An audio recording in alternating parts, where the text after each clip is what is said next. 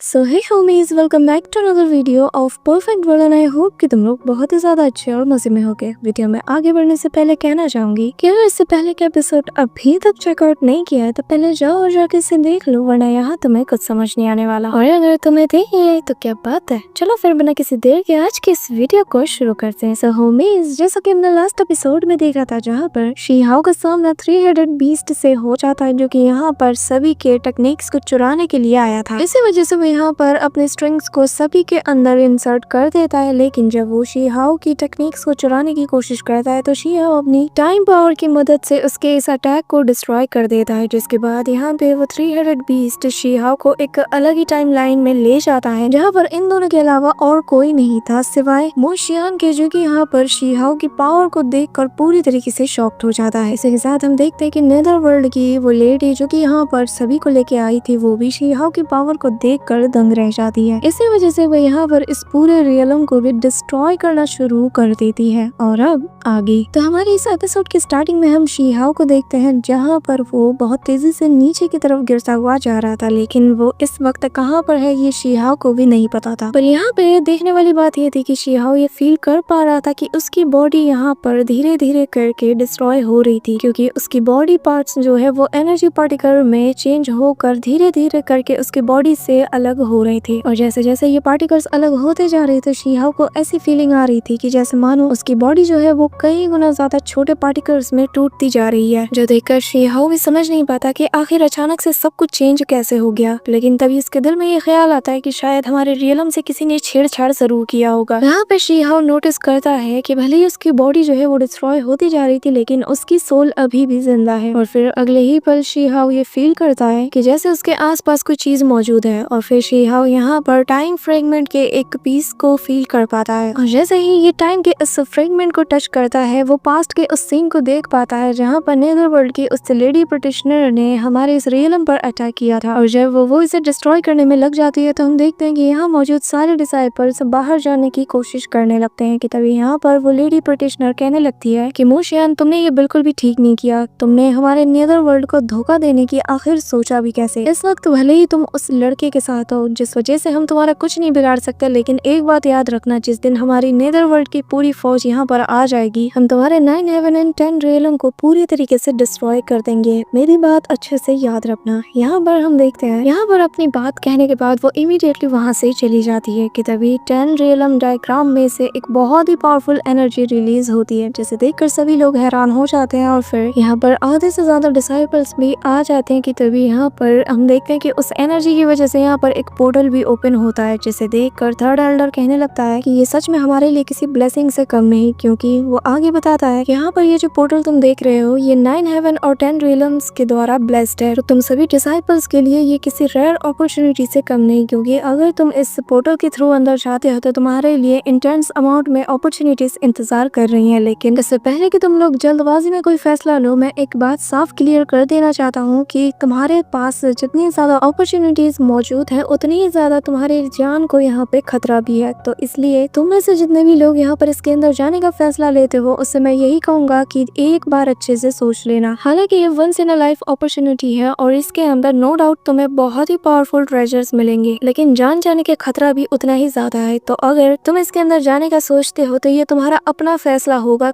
और बाहरी दुनिया से तुम्हें कोई भी मदद नहीं मिलेगी अगर तुम यहाँ पर किसी मुसीबत में फंस जाते हो। यहाँ पे हम देखते हैं कि थर्ड एल्डर की बात सुनकर जितने भी डिसाइपल यहाँ पे थे, आधे से ज्यादा तो बस लालच में आ जाते हैं। और उन्हें जैसे ही ट्रेजर का पता चलता है तो भाई बिना कुछ सोचे समझे इमीडिएटली यहाँ पे ये लोग उस पोर्टल की तरफ टूट पड़ते हैं। यहाँ पर हम देखते हैं कि इन डिसाइपल्स में से एक शी हाओ भी था, जो कि पहले तो सोचता है लेकिन उसे पता है कि उसकी काबिलियत क्या है, इसी वजह से वो भी इस पोर्टल के अंदर एंटर हो जाता है। और फिर कहानी वापस से प्रेजेंट टाइम में आ जाती है, जहाँ पर हमें पता चलता है कि जब से शी हाओ उस पोर्टल के अंदर गया है, बस तब से ही शी हाओ की ऐसी कंडीशन हो चुकी है। इसी दौरान जब शी हाओ कंफ्यूज हो ही रहा था कि तभी उसके सामने इंटेंस अमाउंट में जो लाइट पार्टिकल्स थे वो सभी एक जगह पर गैदर हो रहे थे। और फिर हमें पता चलता है कि ये असल में लाइट फ्रेगमेंट का ही एक रिफ्लेक्शन था, जिस वजह से यहाँ पे एक टाइम रिवर क्रिएट हो जाता है, जिसे देखकर शी हाओ भी अपना यहाँ पे बहुत ज्यादा शॉक्ड हो जाता है। और हम देखते हैं कि इस टाइम रिवर के साथ सामने एक बहुत बड़ा ब्लैक होल भी मौजूद था। कि तभी जो टाइम रिवर थी उसके अंदर हम देखते हैं कि बहुत से डिसाइपल्स की सोल्स पूरी तरीके से अटक चुकी थी साथ ही कुछ लोगों की बॉडी और सोल पूरी तरीके से इसने डिस्ट्रॉय भी हो जाती है। और शी हाओ ये सारा नजारा देखकर उस जगह को ऑब्जर्व करने की कोशिश कर रहा था। लेकिन इसी मौके पर हम देखते हैं कि आसमान से बहुत से डार्क प्रिजन गिर रहे थे, जो कि एक पोर्टल के थ्रू यहाँ पर गिर रहे थे, जो कि सीधा उस टाइम रिवर में जाते साथ ही डिस्ट्रॉय हो जाते हैं। जो देखकर शी हाओ यहाँ पे नोटिस करता है कि उसके सामने एक डार्क एनर्जी से बना हुआ वॉर्टेक्स भी है, जिसे देखकर शी हाओ शॉक्ड हो जाता है और फिर कहता है कि आखिर ये चीज यहाँ पर क्या कर रही है। यहाँ पे शी हाओ फुल्ली कंफ्यूज्ड हो जाता है और वो अपने मन में कहता है कि क्या मैं ये जो देख रहा हूँ ये सच में रियलिटी है या